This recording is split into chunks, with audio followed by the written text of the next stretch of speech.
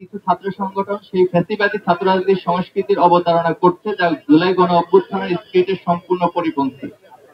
প্রিয় সাংবাদিক বন্ধুগণ, সহস্রাধিক শহীদের জীবন এবং অগণিত আহত ও পঙ্গুত্ব বরণকারীদের ত্যাগের বিনিময়ে অর্জিত সম্প্রীতি ও একতার বাংলাদেশে মানবিকতা, মূল্যবোধ, নাগরিক অধিকার, সুস্থ সংস্কৃতি, সন্ত্রাসমুক্ত, ন্যায় ও ইনসাফ ভিত্তিক সমাজ প্রতিষ্ঠা করা সকল নাগরিকের প্রধানতম কর্তব্য।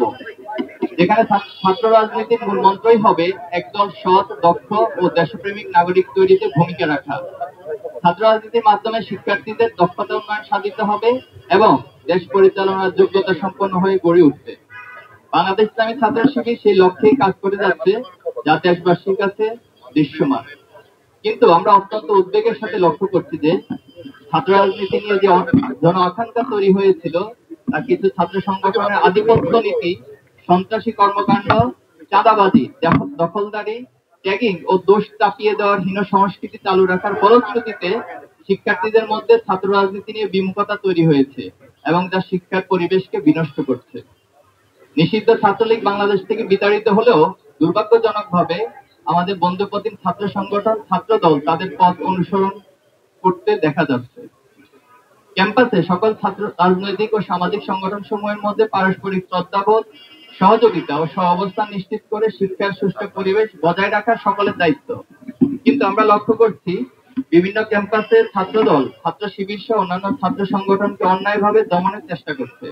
শুধু তাই নয়, নিজেরা সন্ত্রাসী কায়দায় শিক্ষার্থীদের হামলা করে তার দায় উদ্দেশ্য প্রণোদিতভাবে ছাত্র শিবিরের উপর চাপিয়ে দিচ্ছে, যার প্রবক্তা ছিল নিষিদ্ধ ছাত্র সংগঠন ছাত্রলীগ। স্বৈরাচারী গণহত্যাকারী শেখ হাসিনা মুক্ত বাংলাদেশে ফ্যাসিবাদের টুলস গুলো কিছু ছাত্র সংগঠন ঘোষণা দিয়ে গ্রহণ করেছে। আপনারা দেখেছেন, তারা ফেসবুকে স্ট্যাটাস দিয়ে শিবির কোপানো জায়েজ, আগেও ছিল এবং ভবিষ্যতেও থাকবে, এমন বিভৎস এবং হীন ঘোষণা দিচ্ছে। আমরা নোয়াখালীতে এমন একজনের বিরুদ্ধে মামলা করেছি। আমরা আশা করব সরকার তাদের বিরুদ্ধে যথাযথ ব্যবস্থা গ্রহণ করবে।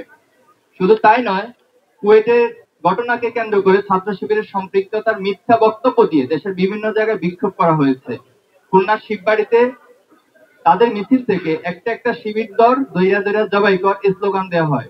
এমন ভয়ঙ্কর হিংস্র স্লোগান আমরা ছাত্রলীগের মুখে ইতিপূর্বে শুনেছিলাম। কিন্তু ছাত্র দলের মধ্যে নিষিদ্ধ ছাত্রলীগের প্রতিচ্ছবি ফুটে উঠবে, তা আমরা কোনোভাবেই কামনা করি না। সারা দেশে শত শত জায়গায় চাঁদাবাজি, দখলদারি দেখে বোঝার উপায় নেই যে দেশের কোনো পরিবর্তন হয়েছে।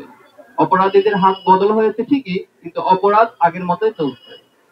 গত 4 ফেব্রুয়ারি যশোরের ছাত্রায় চাঁদা না দেওয়ার সম্রাট নামের এক মাছ ব্যবসায়ীর চোখ উপড়ে ফেলে ছাত্রদল নামের কিছু সন্ত্রাসী। গতকাল গাজীপুর মাইকে ঘোষণা দিয়ে প্রকাশ্য দিবালোকে চাঁদা আদায় করার ঘটনা আপনারা দেখেছেন। প্রতিদিন এমন অসংখ্য ঘটনা গণমাধ্যমে প্রকাশ হচ্ছে। সম্মানিত উপস্থিতি, সম্প্রতি